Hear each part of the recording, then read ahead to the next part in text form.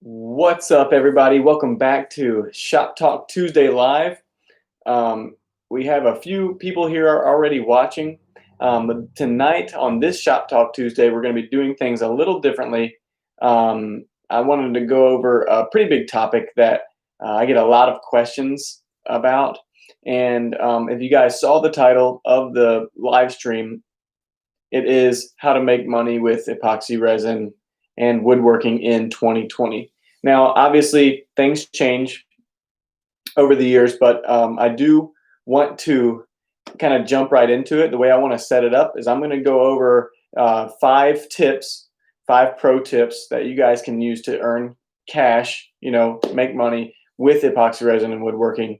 But the way that we're going to do it is I'm going to kind of go over the 5 tips and delve in, as they would say, and I will answer all of your questions at the end. So normally we have like a back and forth with Shop Talk Tuesday, where you guys can ask questions. I still want you guys to ask questions. Okay, that's what this is all about. However, if you wait, if you don't want to wait and you want to get your question in, you can always do a super chat. That's easy for me to find back in the chat section. If not, you can still post it. Put a star or something by it so that we can somehow I can find it. Okay. Real quick before we go in, I just want to say hello to those people who have already chatted. Nick Sheldon says, "Yo, Nate, what's up, Nick?" Chad says, "Yo," and Kula from Cyprus says, "Hi, hi from Cyprus? Hey guys, how are you doing? Welcome. Thank you for chiming in. And so let's get right into it. All right. So, how to make money from epoxy and woodworking in 2020. Here is step number 1. Okay, I got them down here in my notes. And step number 1 is hone your craft.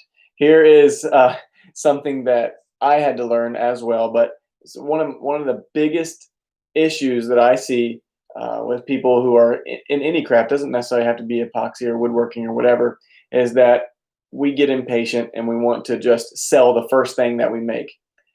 I say hone your craft first. Okay, make sure that you have a product worth selling, and I don't mean that disrespectfully, but you do want to make sure that you have something that's good, that's going to last, especially when it comes with epoxy and woodworking. There's a lot of things that can affect your final product, and so make sure the first thing you do is that you talk to your friends, trying to build a whole bunch of things. I built so many things for our house first.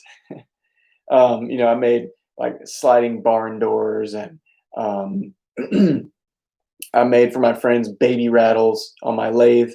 I made platters for weddings. I did serving trays. I did a big buffet server for my parents.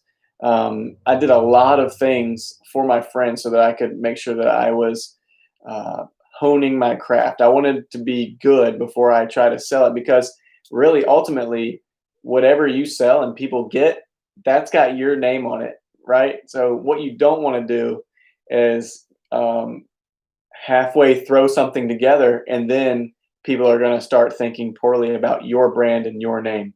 Um, and so that to me is one of the biggest ones. That's why I saved it for tip number 1. Make sure that you hone your craft. Really work at it first before you put it out for sale. Now, I still learn while I'm making my stuff. Obviously, there's a lot of people who want different things, and I'm learning constantly. But I do. You want to have the basics down first. Okay. All right. So that is tip number 1.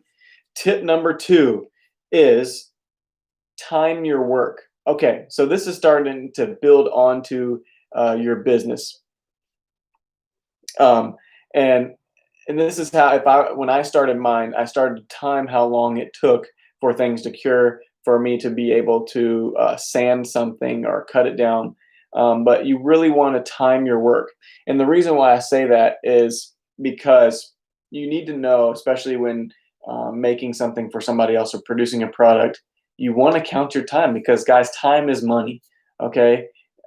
Yes, it's something that's a little bit more expendable for each person. And what I mean by that is it doesn't really cost you anything except for sweat equity. Okay. And sometimes we tend to naturally just not think about that, only think about the profit when it comes into terms of your materials, right?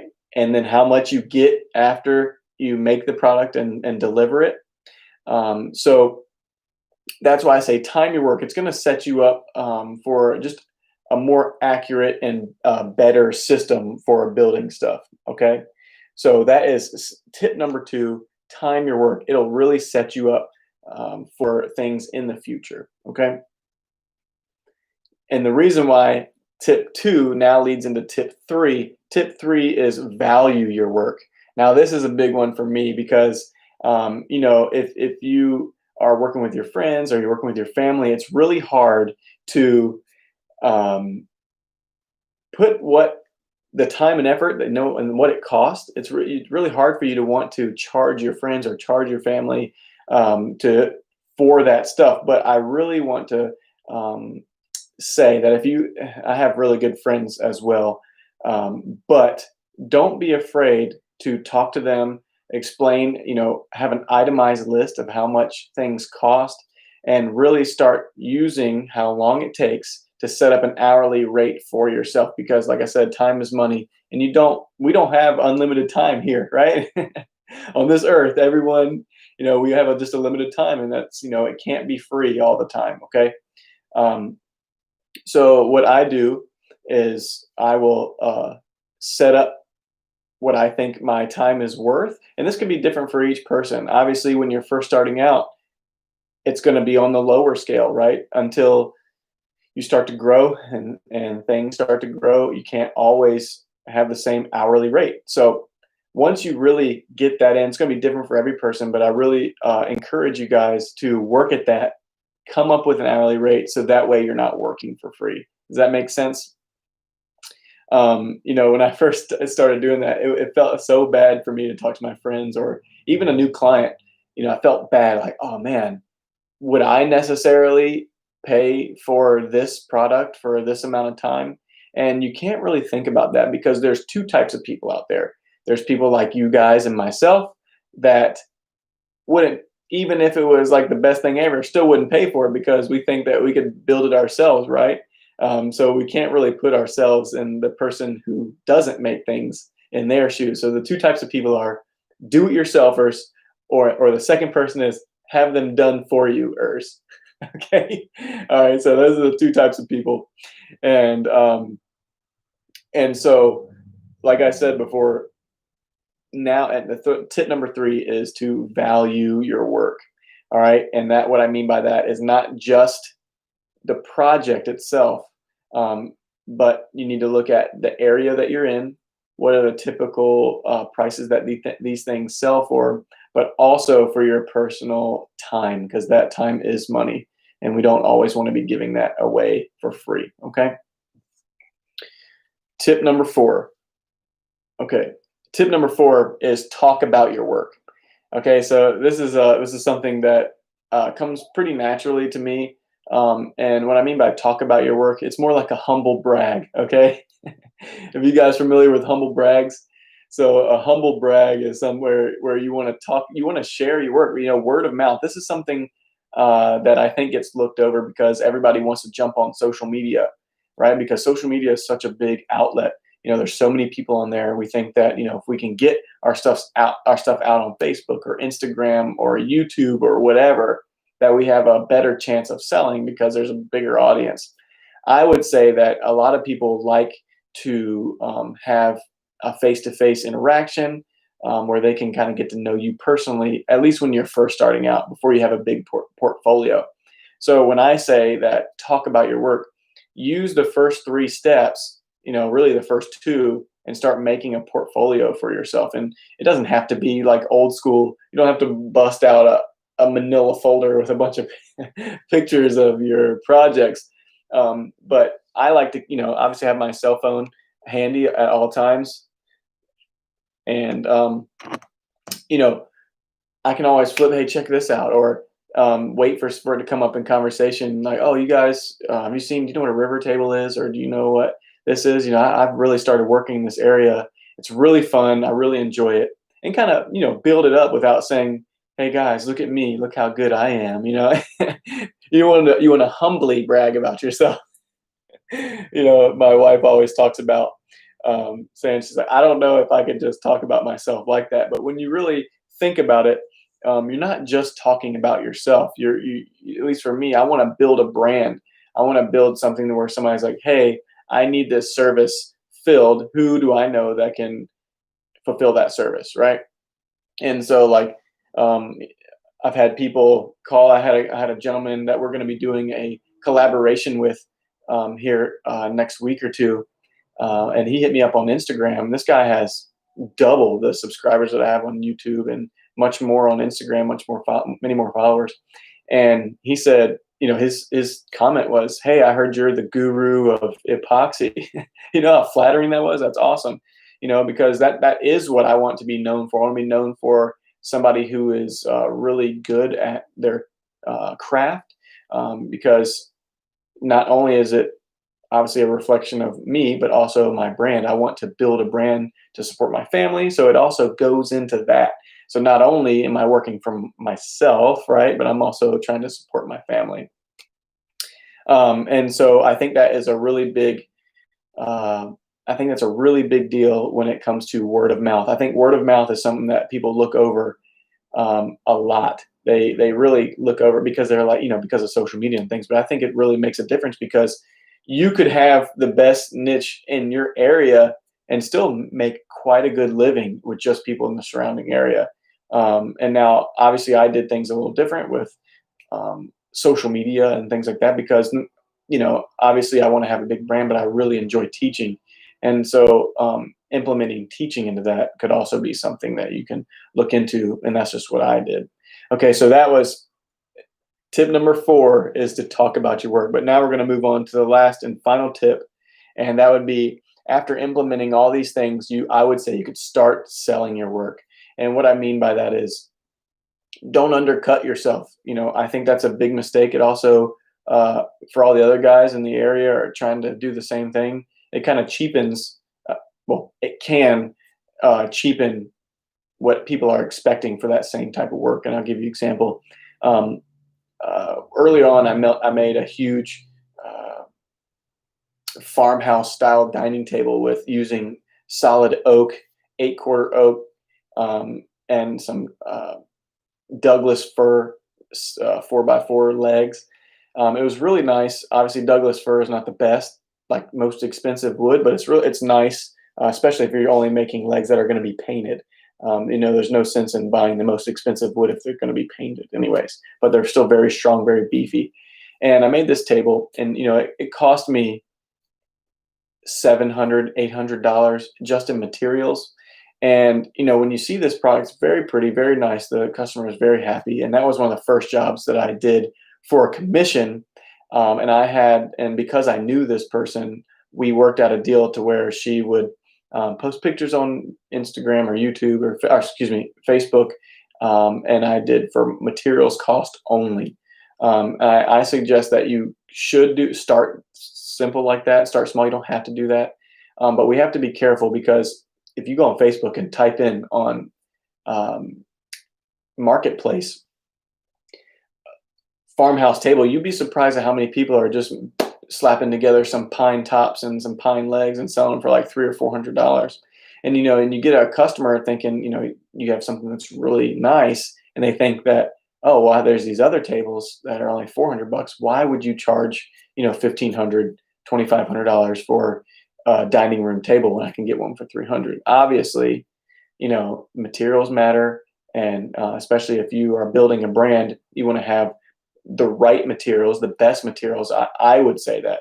I would say if I was building a brand, which I am, always use the best materials you can. You don't want to, skimp out on anything, but that's because I would like to have a brand that is well known for using quality products, quality work. And so all that to say, make sure that you don't undercut yourself, that you price your things accordingly, but that also goes to help other woodworkers in the area. So we don't get, people who, I hate to say it, but guys who just want to make a quick buck and try to throw something together, and they don't care about the customer and the product that they get. Okay.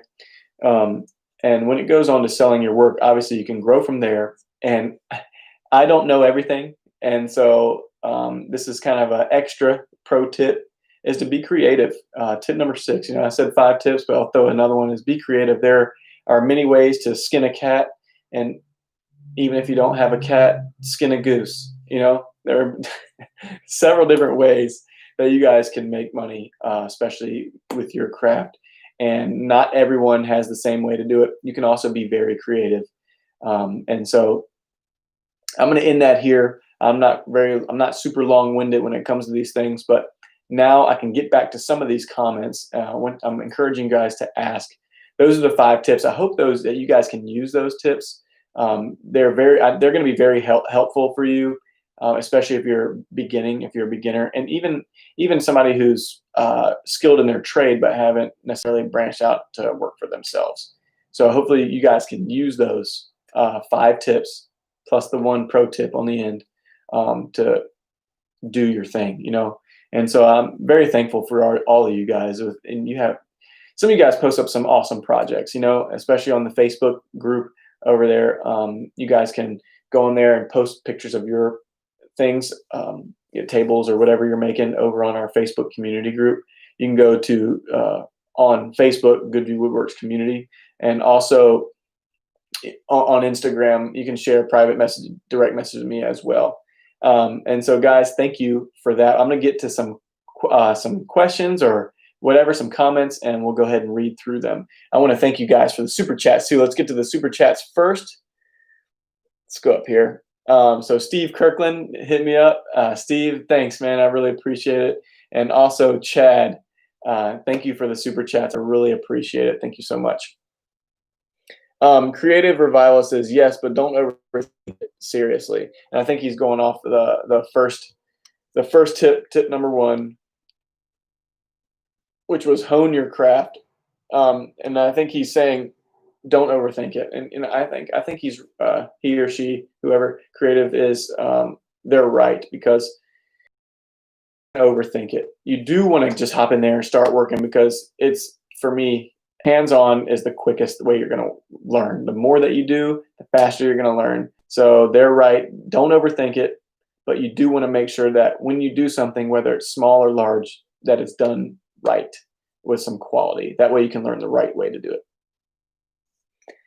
Chad says 24 watching, only 6 likes. Come on, guys, crush that like button. Hey, Chad, thanks, man.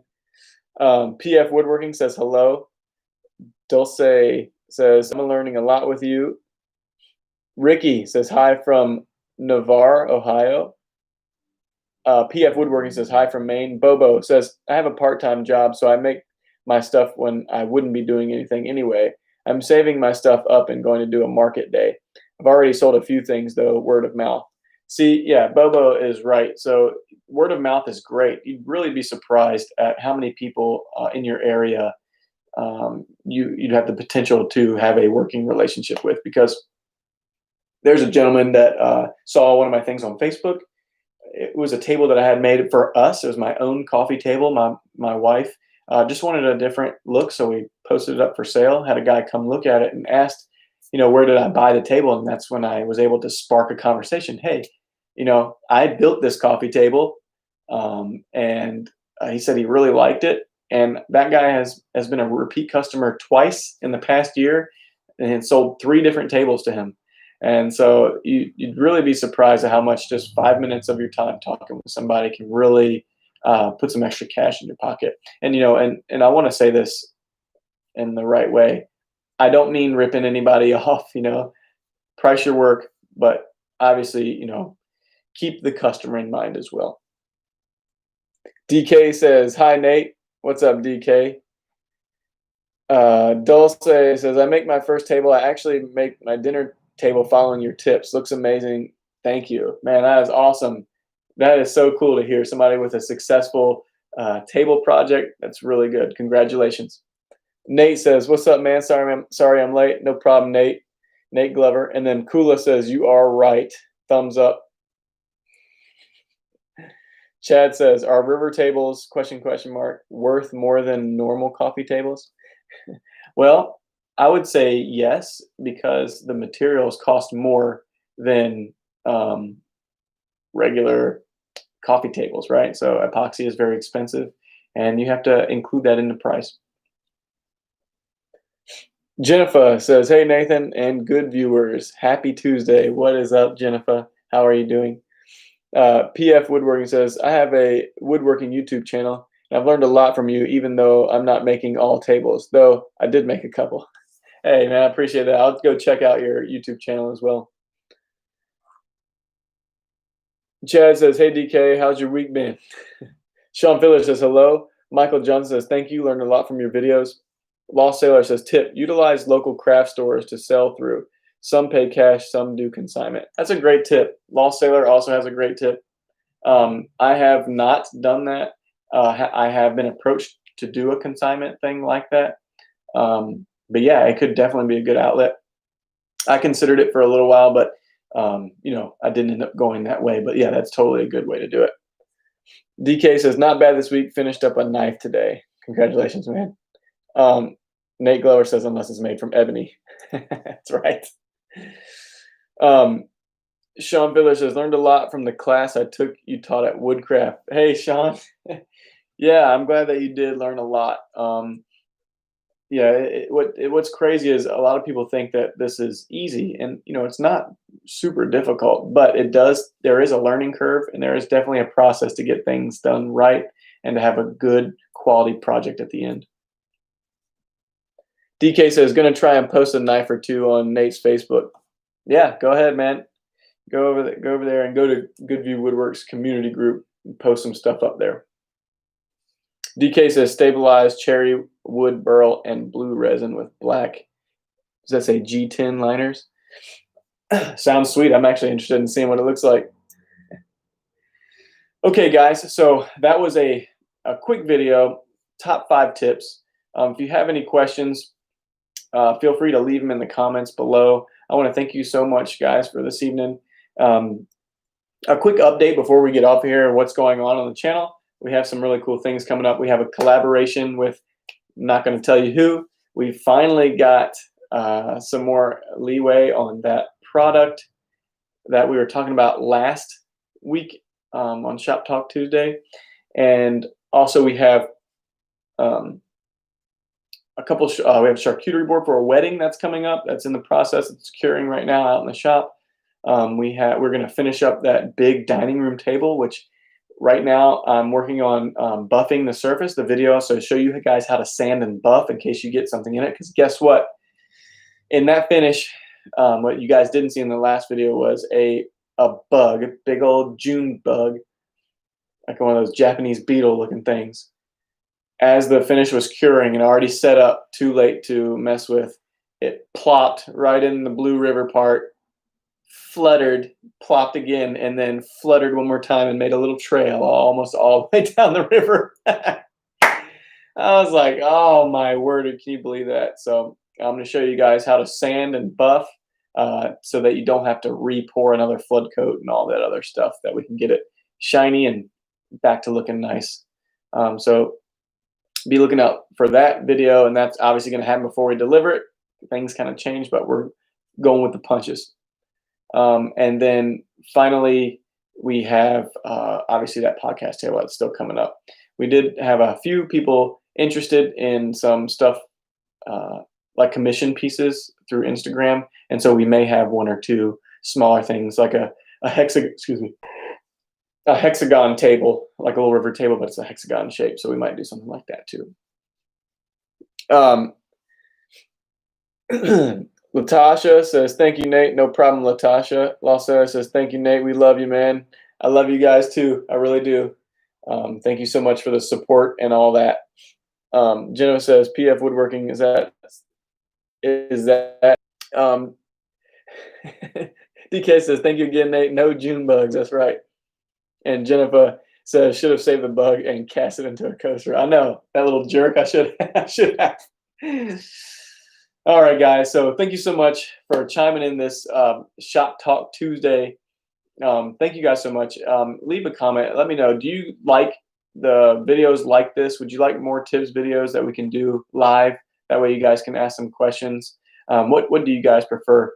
Also, if I really want to start implementing doing some live pours and stuff like that, but it is a little difficult. I have to update my equipment. But also, let me know if you'd like to see projects live too.